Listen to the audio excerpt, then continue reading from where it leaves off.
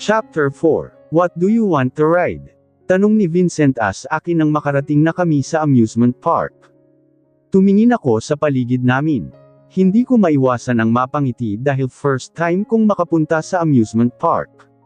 Gusto kong sumakay sa Ferris wheel. Isang thought you would say you want to ride me instead.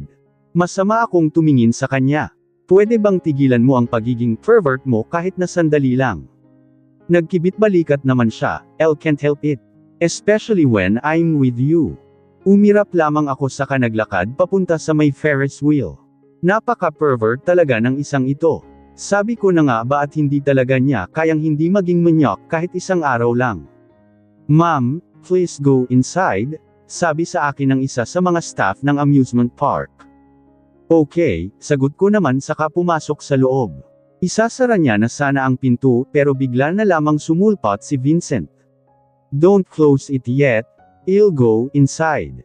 Halata namang nagulat ang babae sa kanya. Nakatitig lamang siya kay Vincent habang nagsasalita. Oh okay, sir. Akala ko, ayaw mong sakyan ito, tanong ko kay Vincent. Isang didn't say anything like that, tugon niya naman. Mas masaya sana kung hindi na lang siya sumakay rito. Close the door now, ma'am and sir. Please enjoy the ride. Maligayang sabi.ng babae bago niya tuluyang isinara ang pinto. Excited na ako, bulong ko. Kaagad akong napahawak kay Vincent nang bigla na lamang gumalaw ang Ferris wheel. Sorry. It's alright. Go on and hold me as much as you want. Mangarap ka. Dahan-daang gumagalaw ang Ferris wheel at kami naman ay umaangat. Hindi ko maiwasang mapahanga habang tinitignan ang napakagandang view. Tuwid akong nakaupo habang pinagmamasdan ng iba pang car na kasunod namin. Ramdam ko ang malakas na pagtibok ng puso ko habang papaliit ng papaliit ang mga tao sa paningin ko. Gustong-gusto ko naman ang sumakay sa mga rides, pero takot lang talaga ako sa mga matataas na lugar. Nagpapawis na ang noo ko habang ang mga kamay ko naman ay nanilamig. Buong akala ko pa nga ay mag-freak out na ako nang naging mas mataas pa kami, pero imbes na gawin iyon ay mas lalo pa akong humanga sa ganda ng view. Kitang-kita ang malapit na beach, pati na rin ang araw na mukhang papalubog na. Ito ang unang beses kong makapunta sa amusement park. Nabigla si Vincent nang bigla na lamang akong nagsalita.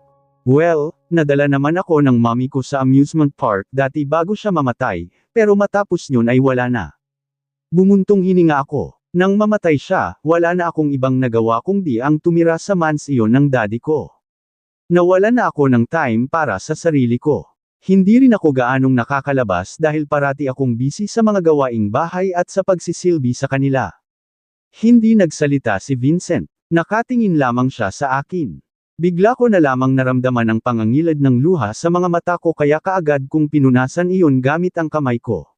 Hindi naman ako nagrereklamo. Sila rin naman ang dahilan kung bakit wala akong problema sa mga expenses sa school. Sila ang dahilan kung bakit ako nakapasok sa isang magandang school at sa isang mamahaling school pa. Kaya tingin ko wala akong karapatang magreklamo. If they care about you, why would they treat you like a damn maid? Are they even your family? Doon lamang nagsalita si Vincent.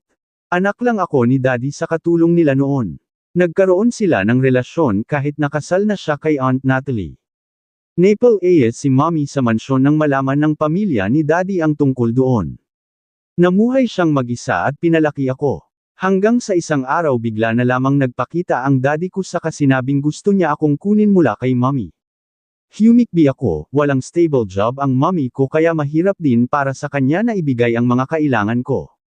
Pero masaya ako sa kanya. Sobrang saya ko kapag kasama ko siya. Sumandal si Vincent sa dingding ng Ferris wheel. Then, what happened? Kinuha ako ng daddy ko mula sa kanya. At dahil alam ng mommy ko na hindi niya rin kayang ibigay ang lahat ng kailangan ko, ibinigay niya ako sa kanila. Tapos nagkasakit siya, sinabi na lang sa akin ni Daddy na namatay na si mommy isang araw. Napakalungkot ko noong araw na iyon. Hindi ko alam kung paano mabuhay nang wala siya. So, that's the reason why it was so easy for that old man to give you to me. Tumingin naman ako sa kanya. Walang choice ang daddy ko. Ginawa niya lang yun dahil pinagbantaan mo siyang papatayin mo ang pamilya niya. I never asked for his children. He offered you to me first. Napayuko na lamang ako. Sandali pa kaming nanahimik bago siya muling nagsalita. Me neither. I've never experienced going here even once. Hob, this is the very first time I have ridden a Ferris wheel and also the very first time I'll have been to an amusement park. Napatitig ako sa kanya, sa hindi ko malamang dahilan ay tila ba may naaninag akong lungkot sa mga mata niya. My parents didn't care about me, they only cared about my older brother. May kuya ka, hindi ko alatin iyon. It's not important anymore, sabi pa niya, I don't even want to remember them, anyway. Nag-iba na lamang ako ng tingin. Okay, mukhang ayaw niya akong magtanong tungkol sa personal niyang buhay. Nakatitig lamang ako kay Vincent habang nasa loob kami ng Ferris wheel. Sinabi niya sa aking ito rin ang unang beses na nakapunta siya sa amusement park. Nang marinig ko yun mula sa kanya ay napaisip tuloy ako kung pareho ba kami ng past. Sinabi niya rin na may kuya siya. Sino naman kaya iyon at saka anong ugali ang meron siya? Pareho kaya silang dalawa? Pervert din ba siya gaya ni Vincent? Mafia boss din ba siya? Curious tuloy ako. Napapaisip ako kung sa anong klase kayang pamilya siya nang galing at naging ganito siya. Ngayon na nakatingin lamang ako sa kanya, wala man lang akong makitang kasiyahan sa mga mata niya. Ni hindi ko pa nga siya nakikitang ngumiti. Ano kayang hitsura niya kapag nakangiti? Layong totoong ngiti, fantasizing me inside your head. Bigla niya na lamang sabi sa akin. Ano, nababaliw ka na ba? Pilyo siyang ngumiti. I think it's enough for today. We already tried every ride here. Maglalakad na sana siya paalis, pero hinawakan ko siya sa braso, dahilan upang mapahinto siya sa paglalakad saka tumingin sa akin. What? Hindi pa tayo nakakapunta sa mga booth? Ha? Gusto kong maglaro, sabi ko sabay turo sa isang game booth kung saan gumagamit ang mga tao ng water gun para barilin ang mga lata. Kapag nagawa nila iyon ay makakakuha sila ng isang malaking teddy bear. Gusto kong makuha iyong teddy bear. Nagkibit balikat lamang siya. Let me just buy you one. We'll buy something that is much bigger than that. Hindi, gusto ko yung teddy bear lang na iyon. Pagpupumilit ko saka ko siya hinailaplapat sa game booth. Maglaro tayo, V. Kumunot ang noo niya. V. Mali ba? Leon ang first letter ng pangalan mo, hindi ba? Halos pabulong kong sabi. Isang tipid ng ngiti ang gumuhit sa mga labi niya na kaagad din namang nawala. Alright, just call me V. Okay, tugon ko. Doon ko lamang na-realize na hawak ko pa pala ang kamay niya. Although parang hindi niya naman iyon napapansin dahil busy siya sa panunood sa mga naglalaro, ramdam ko ang pag-init ng magkabilang pisngi ko. Get out of my way, pagpapaalis niya sa mga taong naglalaro sa booth. Kaagad na nanlaki ang mga mata ko. Pati na rin ang mga tao sa may booth ay bakas ang takot sa mga mukha nila. Tinapik ko si Vincent sa balikat niya saka siya binulungan. Hindi ganyan mag-approach. Kailangan nating maghintay na matapos ang mga nauna sa atin. But they already left. Anyway, patay mali siya niyang sabi sa kapumwesto sa harap ng booth kung nasaan ang mga water gun. Napabuntong hininga na lamang ako. Wala talaga sa bokabularyo ng lalaking ito ang salitang pasensya. Kumuha ako ng isa sa mga water gun at magsisimula na sanang bumaril nang bigla ko na lamang mapansin na nagsisimula na palang barmaril si Vincent. Nang mapatingin ako sa kanya ay laking gulat ko nang malaman kong nataman niya na pala ang lahat ng mga lata. Pati nga ang babaeng nagbabantay sa booth ay halatang nagulat sa bilis niya. Now, give me that teddy bear, cold niyang sabi sa babae. Zero opo. Takot na sabi ng babae saka kinuha ang isa sa mga teddy bear at ibinigay sa akin. Tumingin ako kay Vincent. Paano mo nagawa iyon? I was able to shoot one of my enemies at a distance of 3,550 meters before, so this distance is just, kaagad kong tinakpan ang bibig niya gamit ang kamay ko. Tapos ay tumingin akong muli sa babaeng nagbabantay ng booth na iyon. Hihihi, salamat po sa teddy bear. Matapos nyon ay hinaila ko na si Vincent mula sa booth na iyon habang nakatikip pa rin ang kamay ko sa bibig niya. Nagulat na lamang ako nang bigla kong maramdaman ang pagdila niya sa palad ko. Anong, ha? Pagkukunwari pa niya, bakit mo dinilaan ang palad ko? Ang baboy mo, inis kong sabi habang pilit na pinupunasan ang palad kong dinilaan niya. Because you were covering my mouth. Sinaman ko siya ng tingin. Dahil kung ano-ano ang pinagsasabi mo sa harap ng babae. Paano na lang kapag nalaman niyang isa kang mafia boss? So, you're worried about me? Syempre hindi, ano? Baka kasi matakot siya kapag nalaman niya. You don't have to worry about that. If everybody knows that I'm a mafia boss, I don't even care if they find out. Paano ko ba pakikisamahan ang lalaking gaya niya? Proud pa talaga siyang sabihin sa ibang tao na isa siyang mafia boss. Let's play other games, bigla niyang sabi. Ha, that one, aniya sabay turo sa isang booth kung saan nanghuhuli ang mga tao ng isda sa loob ng isang aquarium. Ang tanging gamit lamang nila ay isang maliit na net, pero ang gitna niyon ay parang papel, kaya medyo mahirap na makahuli ng goldfish, maliban na lamang kung mabilis ka. Naglakad papalapit si Vincent sa booth na iyon. Wala naman akong nagawa kung di ang sundan siya. Huwag mo silang paalisan, okay. Pero kahit na wala siyang sinabi ay kusang gumawa ng daan para sa kanya ang mga tao roon. Tumingin si Vincent sa akin. See? I didn't even do anything. Marahil yun ay dahil sa nakaka-intimidate niyan Gora. Litaw na litaw ang katangkaran niya sa lahat ng taong nasa booth na iyon. Pinagmasdan ko lamang siya habang sinusubukan niyang hamili ng goldfish. Hindi siya nakahuli noong first attempt kaya nag-try ulit siya. 10 beses siyang sumubok, pero wala siyang nahuling goldfish kahit na isa. Mahirap ang larong ito, ano? Bulong ko sa kanya. Sophie, hold my jacket, sabi niya saka hinubad ang suot niyang leather jacket saka yun iniabot sa akin. Nagtataka lamang akong tumingin sa kanya. Anong balak mong, give me those damn nets. Galit niyang sigaw sa babaeng nagbibigay ng nets. Halos matawa na ako sa kanya. Mukhang wala siyang balak sumuko. Plano mo ba talagang manatili rito hanggang sa makahuli ka ng goldfish? Tanong ko kay Vincent na hanggang ngayon ay hindi pa rin nakakahuli ng goldfish. 1 oras na siyang naglalaro. Halos lahat na ng naglalaro ay sumuko na at umalis pero si Vincent ay hindi pa rin. Basa na nga rin siya ng tubig mula sa aquarium. Look, Vincent, hindi ka naman magiging mahinaw duwag kapag hindi ka nakahuli ng goldfish. Mafia boss ka pa rin naman, pangungumbinsi ko sa kanya. Pero hindi niya ako pinansin. Nakatuon lamang ang atensyon niya sa goldfish na target niya. Hindi ako makapaniwalang magkakaganito siya dahil lang sa goldfish. I will be able to catch you, you damn little gold frisking fish. Sigaw pa niya. Isip bata, bulong ko. Nahuli ko na lamang ang sarili ko na nakatitig sa kanya habang nagfo-focus sa paghuli ng goldfish. Nakakunot ang noo niya at wala siyang pakialam kahit na ang kulot niyang buhok ay halos takpan na ang mga mata niya. Ganito pala ang hitsura niya kapag seryoso sa isang bagay. Bigla kong naramdaman ang malakas na pagtibok ng puso ko habang nakatitig sa kanya. Ang layo niya sa Vincent na kilala ko. Parati na lamang kasi siyang mukhang demonyo na walang ibang ginawa kundi ang pumatay ng mga tao at makipaglandian sa kada babaeng makikita niya. Never kong na-imagine na mayroon pala siyang ekspresyon na ganito. I made it. I made it. Bumalik lamang ako sa ulirat nang bigla na lamang siyang sumigaw na akala mo ay nanalo sa loto.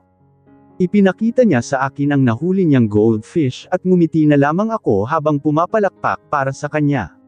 Magaling! Nagawa mong makahuli ng isang goldfish sa loob ng 1 oras at kalahati. I told you, Sophie, I'm not the kind of person who easily gives up. I will do everything just to get what I want, sabi niya habang diretsyong nakatingin sa mga mata ko. Naiintindihan ko. Nag-iwas ako ng tingin mula sa kanya. Maya-maya ay bigla ko na lamang nakita ang isang matanda na nagtitinda ng mga aksesory sa isang stall sa tabi ng isang fountain. Magpunta tayo roon. Hey, my fish. Sophie, reklamo niya. Magkano po ang headband na ito? Tanong ko sa matanda nang tuluyan na kaming makalapit sa kanya. Nagangat siya ng tingin at otomatikong ngumiti nang makita kaming dalawa ni Vincent. 50 lang, anak. Talaga po. Pwede po ba akong mamili? Oo naman, hiha. Nagsimula akong tumingin sa mga paninda niyang headband at mga accessory gaya ng kwintas at hikaw. Bigla ko nalar nang nakita ang isang headband na may disenyong cat ears, kinuha ko yun saka isinuot bago ako tumingin kay Vincent. Bagay ba? You look like a beautiful Catwoman ready to bite and scratch me anytime. I feel horny just thinking about that. Umirap lamang ako sa kanya saka ibinalik ang headband sa stall. Tingin ko po, ito na lang ang kukunin ko, sabi ko sabay kuha sa headband na may rabbit ears naman. Matapos nyon ay muli akong humarap kay Vincent. Pwede ka bang yumuko ng kaunti? Napakatangkad mo, ha? Why? What are you going to do? Basta yumuko ka na lang. Sandali muna siyang tumitig sa akin bago sinunod ang sinabi ko. Hindi niya inalis ang tingin sa akin hanggang sa maisuot ko na sa kanya ang headband. Napangiti ako nang makita ko kung gaano siya ka-cute. Ang cute, bagay sa'yo, napaka-cute talaga, hahaha. Tuwang-tuwa kong sabi, are you trying to make me look dumb? Inis niyang tanong sa akin. Ha, hindi ka naman mukhang tanga, Ang cute mo nga, Nagangat siya ng kilay. Alright then, you should do the same. Anong, kumuha rin siya ng headband na may koala ears saka yun isinuot sa akin. You're insanely adorable. Naramdaman ko ang pamumula ng buong mukha ko dahil sa sinabi niya. Ano bang sinasabi mo? Ang cute niyong dalawa. Tingin ko, kayong dalawa ang magkakatuluyan sa hall, biglang sabi ng matandang babae habang nakangiti sa aming dalawa ni Vincent. She's my wife, old woman, bigla namang sabi sa kanya ni Vincent. Tumango-tango ang matanda. Talaga, pero tingin ko ay wala pa kayong nararamdaman para sa isa't isa. Nalilito pa kayong dalawa, maraming beses pa kayong malilito, pero sa huli, kayo pa rin ang magkakatuluyan. Heto po ang bayad. Salamat po, sabi ko na lamang sa kanya bago ko tuluyang sundan si Vincent na nagsimula ng maglakad. Uuwi na ba tayo? Tanong ko sa kanya. Yes. Hindi ko alam pero bigla na lamang akong nakaramdam ng lungkot. Papasok na sana kami sa kotse niya nang bigla na lamang akong may naalala. Teka lang, Vincent. Ha? Kinuha ko ang phone ko mula sa bag. Wala pa tayong remembrance. What? Hinaila ko siya palapit sa may fountain. Magpicture tayo. Kumuha kami ng mga litrato habang may mga taong dumaraan sa paligid namin. Lahat sila ay nakatingin kay Vincent at dinig ko ang bulungan nila tungkol sa kanya. Mukhang pati mga lalaki cute ang tingin sa'yo, bulong ko sa kanya. First I'm not a puppy to be cute, tugon niya. Vincent, hinarap niya ako. What? Salamat dahil dinala mo ako rito. I really had so much fun. Isang ngiti ang gumuhit sa mga labi niya. Pero hindi yun umabot sa mga mata niya, I'm glad you had fun. Bigla na lamang namin narinig ang tunog ng mga paputok mula sa kalangitan. Pareho kaming napatingala at nakita ang iba't ibang kulay na nagkalat sa kalangitan. Nakaalis na ba si Vincent? Tanong ko kay Venom nang makarating ako sa dining room para mag-almusal. Wala kaming klase ngayong araw kaya naman mananatili lang ako sa mansyon ni Vincent. Maaga po siyang umalis, Miss Sophie. Ang bilin niya sa akin ay samahan kayo sa mall. Umupo ako sa isa sa mga upuan saka tumingin sa kanya. Marami na akong damit sa closet kaya hindi ko na kailangan pang magpunta sa mall. Alam ko na, tatawagan ko na lamang si Sabrina at papapuntahin dito. Tumango-tango naman si Venom.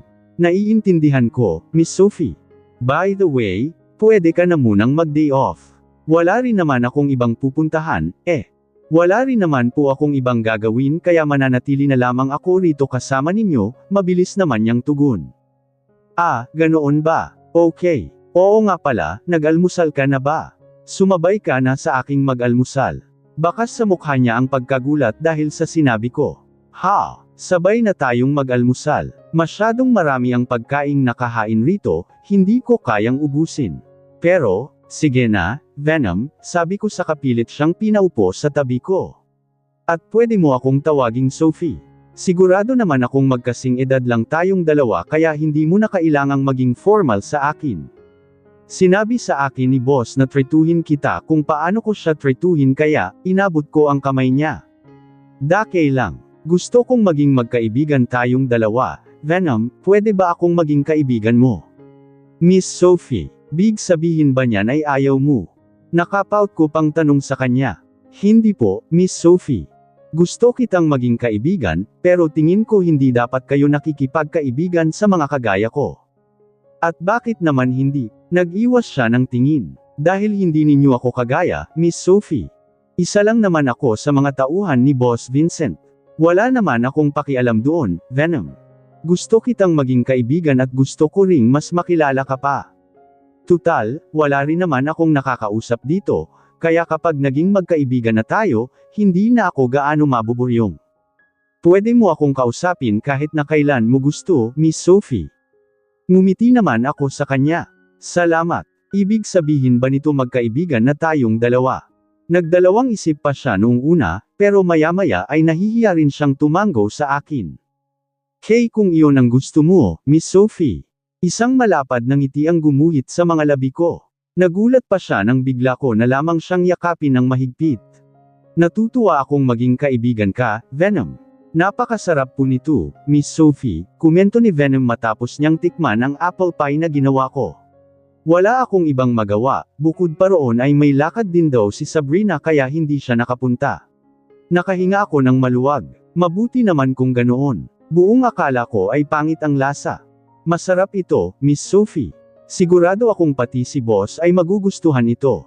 Talaga? Oo naman. Ngumiti ako sa kasamandal sa may lababo habang nakatingin sa kanya. Alam mo, Venom, nagbibake ako kapag malungkot ako. Kapag nagawa ko na yun at nakita ko ang ngiti mula sa mga labi ng mga taong tumikim yun, nagiging masaya na ako. Ibig sabihin po ba yun ay malungkot kayo ngayon? Parati naman akong malungkot. Kahit noong nasa bahay pa ako ng daddy ko. Hindi ko rin alam pero pakiramdam ko parati na lamang akong mag-isa. Magmula nang mamatay ang mama ko, pakiramdam ko parati na lang may kulang sa akin. Tingin ko ay naiintindihan ko ang nararamdaman mo, Miss Sophie. Tumingin ako sa kanya nang nagtataka. Ha, namatay ang papa ko noong 10 taong gulang pa lamang ako. Dahil doon, nagpakasal ang mama ko sa isang clerk. Ayos naman kami noong una, buong akala ko nga ay magkakaroon na ulit ako ng ama, pero Leon pala ay matagal na akong pinagnanasaan ng stepfather ko. Pinagtangkaan niya akong gahasain isang gabi nang umalis ang mama ko. Mabuti na lamang at isa akong black belter sa taekwondo. Kita ko ang lungkot sa mga mata niya habang nagkukwento. Sinubukan ko yung sabihin kay mama, pero hindi siya naniwala sa akin. Inisip niya pang baka gumagawa lamang ako ng kwento. Dahil doon ay napagpasyahan ko na lamang na maglayas at maghanap ng trabaho sa napakamurang edad. Kawawang Venom, bulong ko. Hanggang sa makilala ko ang mga magulang ni Boss noong 15 years old pa lamang ako. Kinupkup nila ako at ginawang isa sa mga katulong nila. Nang malaman ni Boss na magaling ako sa pakikipaglaban, kinuha niya ako bilang tauhan niya. Walang pag-aatubili akong sumali sa grupo niya. Napakurap-kurap ako. Ang mga magulang ni Vincent, mabait ba sila? I mean, anong klaseng mga tao ba sila? Mababait sila, Miss Sophie. Pero hindi sila ganoon kalapit kay Boss. Trinato nila ako bilang isa sa pamilya nila. Sigurado akong magugustuhan ka rin nila. Kaya lang may problema, sandali siyang napahinto. Hindi sila sang-ayon sa pagiging mafia boss ni Boss Vincent.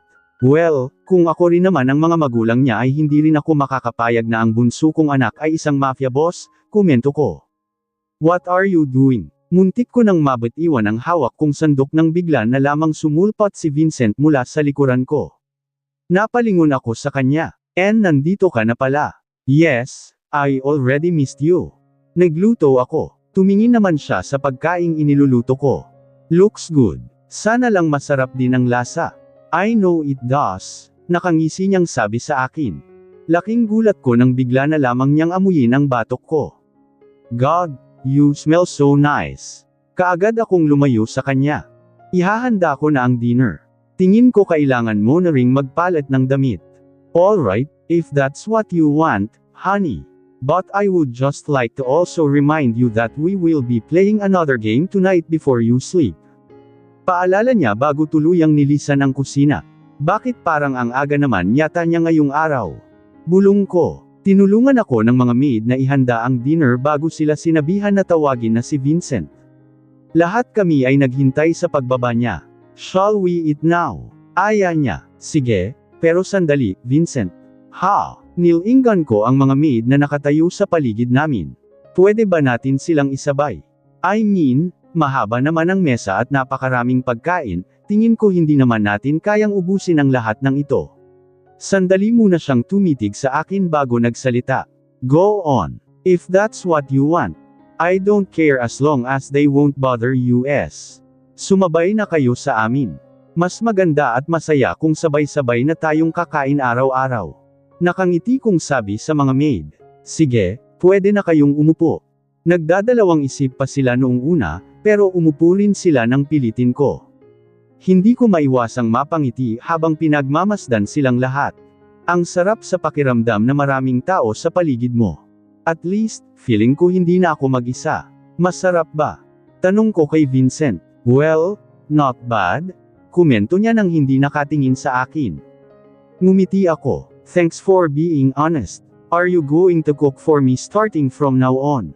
Ha, sure, pero tingin ko hindi ko magagawa ito araw-araw dahil pumapasok ako sa university at may trabaho rin ako. Sumandal siya sa upuan niya saka tumitig sa akin. Isang think you look sexier when your hair's in a messy bun. Muntika na akong mabulunan dahil sa sinabi niyang iyon. Ha, I said you look and narinig ko. Hindi mo na kailangang sabihin pa rito, nakakahiya, bulong ko. Tumawa naman siya. You're adorable when you're flushed. Ano, hindi. Tumigil ka na nga. Nakita ko ang mga maid sa paligid namin na nakatingin na sa amin habang nakangiti. Gustong-gusto talaga ni Vincent na inaasar ako sa harap ng maraming tao. Where's Vincent? Napatigil kaming lahat sa pagkain nang bigla na lamang namin narinig ang boses ng isang lalaki mula sa living room. Napatingin ako kay Vincent na bumuntong hininga lamang.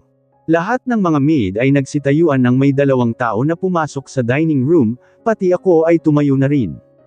Isang babaeng nasa 30 na ang edad at may blonde na buhok, suot ang isang red silk dress ang dumating kasama ang isang lalaking may suot na black suit. Napatingin sila sa akin, pero ibinaling din kaagad ang atensyon kay Vincent na nakaupo sa upuan niya habang kumakain. Vincent, tawag sa kanya ng babae. What are you doing here? What do you need from me? Tanong ni Vincent nang hindi nakatingin. Mapaklang tumawa ang lalaki. You never really changed. Hindi mo man lang ba kami aayain na mag-dinner? You have your own house. Why don't you eat there? Steve heard you got married last month, where's the girl? Tanong naman ng babae saka tumingin sa akin. Is it her? Tumayo si Vincent. I told you not to meddle about my life anymore. You asked me to leave your house and now you're here for what? Hindi ka pa rin talaga marunong gumalang sa mga magulang mo, Vincent. Nanlaki ang mga mata ko dahil doon. Sila ang mga magulang ni Vincent. Buong akala ko magkakapatid lang silang tatlo. I will give you another chance, Vincent. You can still change your life and stop wasting it on illegal doings. You can study again and be a doctor, or you can even take my place as the CEO of our company. I know you can do it, Vincent. You are an intelligent child and you have the potential to. Are you asking me to go back because your favorite child already turned his back or you, too? Or maybe you need someone you can control again to fulfill your own plans. Tandang padamdam. I'm already living the best of my at skiing life now, and I don't need you to retake control of everything. I don't need your free skiing. How dare you say that to your father? Laking gulat naming lahat nang bigla na lamang sinampal ng mami niya si Vincent. Sa sobrang lakas niyon ay tila ba umalingaw ang tunog sa buong dining room. You really are the worst son we could ever have. Kung gusto mong sayangin ang buhay mo at magpakagago, sige, gawin mo. Walang-wala ka talaga kung ikukumpara sa kuya mo. You know what? Pinagsisisihan kong maging mommy mo. From now on, kalimutan mong mga magulang mo kami. Galit na sigaw ni Mrs. Hastings kay Vincent bago tuluyang lisanin ang dining room. Naiwan kaming lahat na nakatulala. Siyakang seryosong pagdedeklara ni Vincent na wala man lang ngisi gaya ng karaniwan niyang ginagawa sa tuwing nananalo siya sa laro namin. Bumuntong hininga lamang ako. Mananalo pa ba ako sa'yo? It's your fault. You should have at least asked a better coach to teach you how to play chess. Slow learner lang talaga ako, wala siyang kasalanan. Come here, utos niya. Dahan-dahan naman akong lumapit sa kanya. Ngayon ay magkaharap na kaming dalawa habang nakaupo sa couch niya. Diretso muna siyang tumitig sa mga mata ko bago pinasadahan ng tingin ang buong katawan ko. I already conquered your neck, ears, and hands. What shall I conquer next? Kaagad na bumilis sa pagtibok ang puso ko nang dama po ang tingin niya sa mga labi ko. Do you know how much I want to own your lips? Napakagat ako ng labis saka nag-iwas ng tingin sa kanya. Hindi ko naman alam na napansin pala niya iyon. Want me to bite it for you? Ano? Just kidding. No matter how much I want to taste every inch of your mouth, I still prefer to conquer it last. Anong silbi ng paghuli roon kung makukuha niya rin naman? Isa pa, 2 beses niya na nga akong hinalikan. Teka lang, bakit parang gusto kong halikan niya ako ulit? No way. Choose this one instead, aniya saka hinawakan ang buhok ko. Ang buhok ko. Aha, from now on, your hair is mine. I will be the one to decide if you let it down, or tie it up. No one is allowed to touch your hair except me. Whatever, tugon ko na lamang. Nagulat na lamang ako nang bigla niyang mahinang hinayla ang buttock ko saka inilapit ang mukha niya sa leeg ko. You don't know how addicted I am to your smell, Sophie. Bulong niya na siyang automatikong nagpang-inag ng buong katawan ko. Raradam ko ang hininga niya sa leeg ko na tila ba kumikiliti sa iba't ibang bahagi ng katawan ko. Hindi ko naiwasang mapaungol nang simulan niyang mahinang kagatin ang tainga ko. Kumapit lamang ako sa t-shirt niya para hindi ako mapahiga sa couch. Maya-maya, ang mga labi niya ay napunta sa leeg ko. Hinalik-halikan niya iyon sa kamahinang kinagat habang hinahaplos ang buhok ko. Hindi ko rin alam kung bakit pero tanging kakaibang kasiyahan lamang ang naramdaman ko na para bang ayaw ko siyang huminto sa ginagawa niya. That's all for now, halos mahayla ko siya pabalik sa akin nang bigla na lamang siyang huminto sa ginagawa niya. Zero okay, tugon ko habang iniiwas ang tingin mula sa kanya dahil ramdam ko ang pamumula ng buong mukha ko. You should go to sleep now, Sophie. Tumango lamang ako. Inayos ko ang buhok at admit ko at saka tumayo nang bigla na lamang akong may naalala. Oo nga pala, Vincent. Ha, sila ang parents mo, hindi ba? I mean, yung dalawang nagpunta rito kanina lang. Yes, mabilis niyang sagot. Kamukhang kamukha mo ang mama mo, except nga lang sa buhok niyang mahaba. Mukha rin siyang strikto kagaya mo. Kaya lang, you should sleep now, Sophie, pagpuputol niya sa akin. Tumingin ako sa kanya. Tingin ko kailangan mong humingi ng tawad sa kanila. What? Layong mga salitang sinabi mo sa kanila, kailangan mong bawiin. Magulang mo pa rin sila, isang don't care about them. You should care about them, they are your parents. Bigla na lamang siyang tumayo saka tumingin sa akin. They never treated me as their son, so why would I even treat them as my parents? They only care about my older brother, and now they came here just to prove that. Pero Vin, shut up, Sophie. You don't know anything about them as much as you don't know anything about me. I never allowed you to mess with my own things. Napangangako dahil sa pagsigaw niyang iyon. Nangilid ang luha sa mga mata ko. Sabagay, tama ka naman. Wala akong karapatang makialam sa personal mong buhay dahil asawa mo lang naman ako. Mali-alila, entertainer, o di kaya pampalipas oras. Hinding-hindi na kita tatanungin tungkol sa kahit na ano pa, kahit na kailan, sabi ko saka nagpatuloy sa paglalakad papunta sa may pinto. Gusto ko lang sana ipaalala sa iyo kung gaano ka kaswerte na magkaroon ng mga magulang ng nanay. Sana lang hindi mo pagsisihan ang ginagawa mo sa kanila. I said get the hell out of my room.